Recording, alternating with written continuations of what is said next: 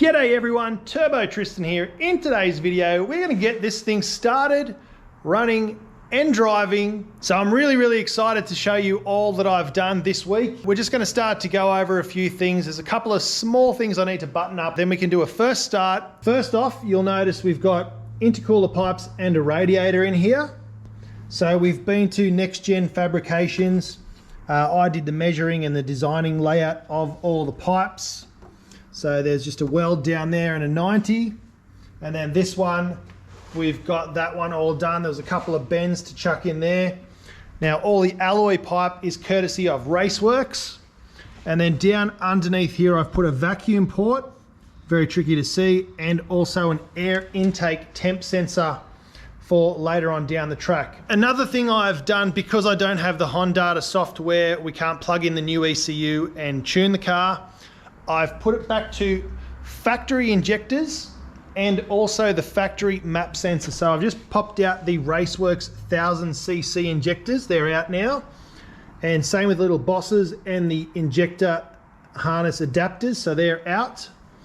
And same with the Hondata 4-bar map sensors being just swapped out for the factory one. And they're all together, nice and simple to change when it goes to elusive for its tune. We've also added in a Turbo Smart Mac valve, and we've plumbed that up here with the silicon hose from Raceworks. We are still waiting on a thermo fan, but for just general duties and moving this around and getting the car running, this will be fine. It is full of water but needs to be bled. I've finalized making all the water lines. So we've got the Hone Developments adapter here with the -6 water feed line and the return line, or the other way around, whichever way the water flows. But we've got one from the head and one from the back of the water pump, so we know it's going in a circle around the engine. I also had to extend the wiring for the O2 sensor. We're running the factory O2 sensor for now. I do have a Bosch wideband, which is going to go with the car off to be tuned as well. But otherwise, this is all buttoned up. I had to make a couple of little bodgy brackets, but they do the job. And I've relocated the fuel pressure regulator to over here. You can still read it, you can still adjust it. There's plenty of space, it's not going to hit anything. And we've got the oil catch can breathers. And to show you how all that works, we're going to have to go up in the air because I've hidden the oil catch can in a pretty cool spot. Alrighty, so under the car now, we can see the intercooler pipe. So this is the hot side. So it runs out of the turbo up there, through here, through the cooler, out the other side, and then up to that new pipe that we've got fabricated. Underneath here, you can see we've mounted the Raceworks catch can. It's miles away from the wheel, so that's good. It's not going to affect anything. And we've got the breather just up there, and just a little mounting bracket, and those lines run out of the way of everything. I also had to make a little bracket there. I used the original ones and just used an existing hole to get that to work there. It could be better, but I didn't want to start drilling heaps of holes in the rad support just in case we ever want to change things up. Well, I've given it a good shake and that's definitely not going to go anywhere. Plus I said that's not going to go anywhere, which means it's definitely not going to go anywhere. But yeah, the only thing we need to do is get a thermo fan on there and wire that in. So now everything's buttoned up and the car is ready to be boosted on the street. We need to tend to a couple of housekeeping things. Now this is the outer tie rod ends, and you can see they are cactus, thrashed out and totally shredded. Yeet! Luckily for us, we've partnered up with Protex for this build and all of our builds, including the race cars. And we're using Pro Steer outer tie rod ends to make sure that this thing doesn't rattle and shake and wobble down the road at breakneck speeds under all of the boost that this thing's going to be putting out. So with the magic of YouTube, I'm going to whack these in. I'll show you what they look like in a second. Alrighty, the brand new tie rod ends are on, and I've adjusted them by eye as best as I can. And I've already mentioned it before, but I've also changed the boots for the rack, and she's ready to rock and roll. Both sides brand new. There is only one thing left to do. Before we start the car, which is the next thing that we're going to be doing, any second now. I just want to mention quickly, we do have a Raceworks supplied, which is a TI Automotive, aka Walbro. This is a 530 fuel pump. So a 525, a big boy. We're going to stick this in the Integra, and that is overkill. A 460 would have been just fine, but we're future-proofing this for one day. If Naoki wants to turn it up, he can. But that's going to be going in there very, very soon. I'm just ran out of solder, so for idling, starting, and moving the car in and out of the shed, the factory fuel pump will be fine. We're not going to be boosting it or driving the car around. So without further ado, let's get this guy started up. Hopefully everything is sweet and there's not too much issue. Alrighty, here goes. Hopefully she starts up. There's no oil leaks, rattles, bangs, or clangs.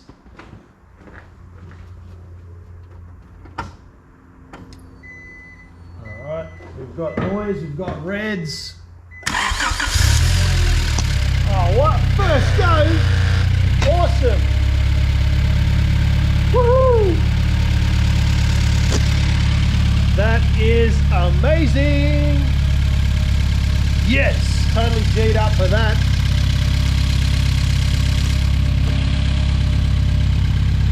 Now it doesn't sound too rattly or anything.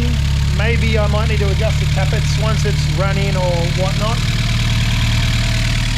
But just going to have a quick look around now for any fuel leaks. The Garrett ball bearing turbo is doing its thing. No water, no oil.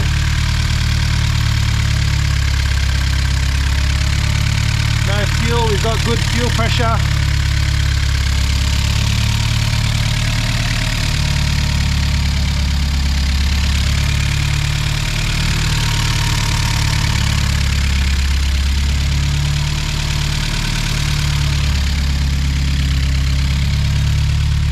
Everything seems pretty good. Let's go take a listen up the back.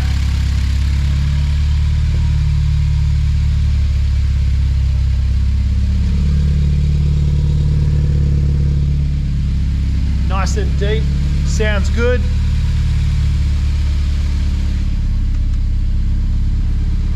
Idling at 1,000, which is nice. Check engine light, but that was actually there before. I don't know why that is there. The experts at Elusive will be able to chuck it up on the rollers and find out what's wrong and do a full check of all the sensors.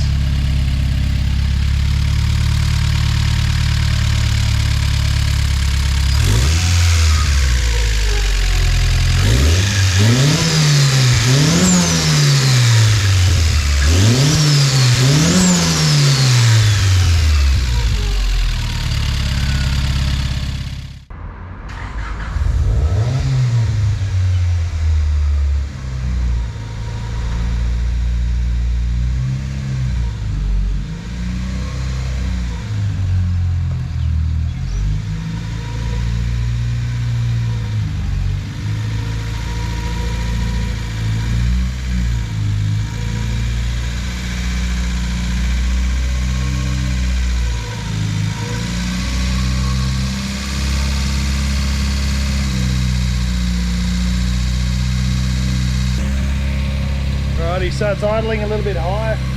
Obviously we'll adjust that later, but high is better than not at all.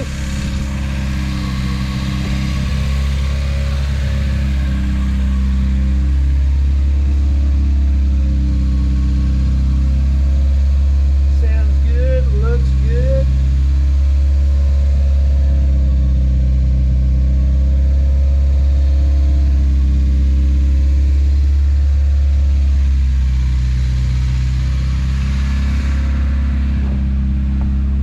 Let's go for a really small first drive after I fix that idle issue. Alrighty, so it's still slightly high, about 1300 RPM, but that's alright. We're going to do mouth cam.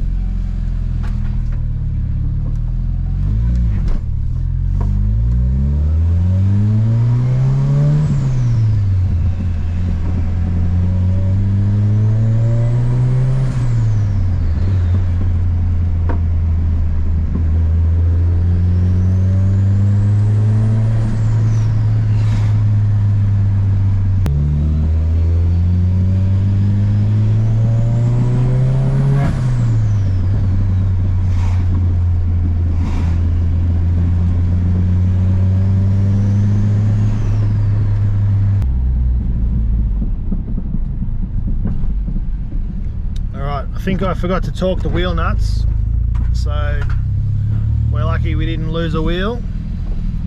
So we'll do that, but turbo sounded good, everything sounded good, there's no smoke, so that's a bonus.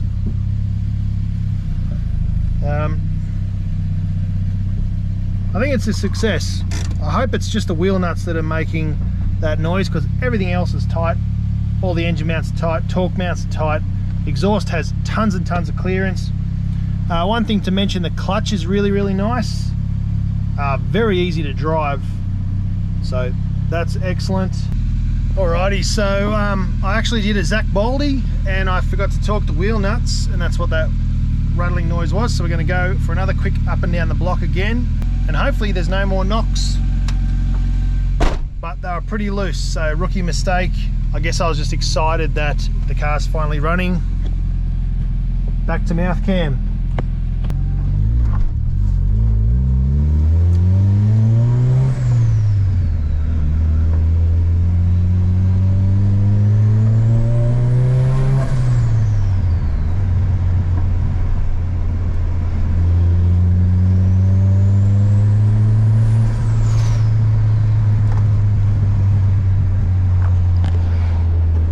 That sounds unreal. I don't know if you can pick it up on camera because I'm only just giving it very light throttle, but we've got nice whistle.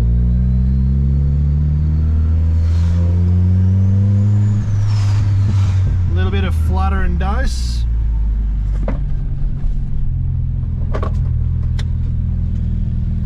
No more knocking noises, so dumb TT forgot to tighten some nuts.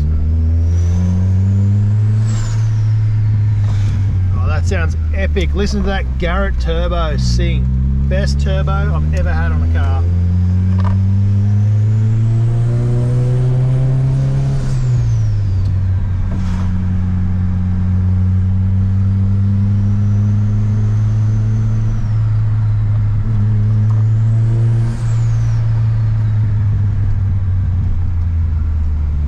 Unreal. All right, so it's time to wash the dust off. She's pretty dirty. It's been sitting in the shed for ages. Now it just looks like a filthy GSI, even though it's a VTIR.